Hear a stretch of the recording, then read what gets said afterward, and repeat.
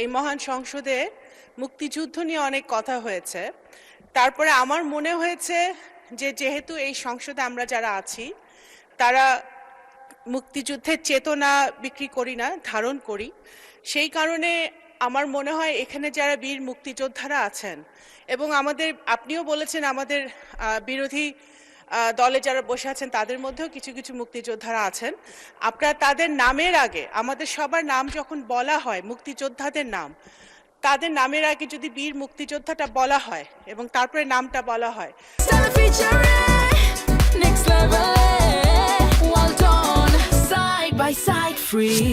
তাহলে মনে হয় যারা ইয়াং জেনারেশন আছে, নতুন প্রজন্ম, তারাও জানতে পারে এবং মুক্তিযোদ্ধাদেরকেও একটা সম্মান দেওয়া হয়। সংসদের ভেতরে যদি আমরা এটা চালু করি, সংসদের বাইরেও এটা আমরা বলতে পারবো, করতে পারবো। ধন্যবাদ। মাননীয় প্রতিমন্ত্রী ইতিমধ্যে মুক্তিযোদ্ধার সংজ্ঞায় কিছু পরিবর্তন এনেছে, যেটি এই সংসদও অনুমোদন দিয়েছে। সেটি হলো মুক্তিযোদ্ধা তিনি যিনি অস্ত্র হাতে যুদ্ধ করেছেন, বাকিরা সবাই মুক্তিযুদ্ধ সহায়ক।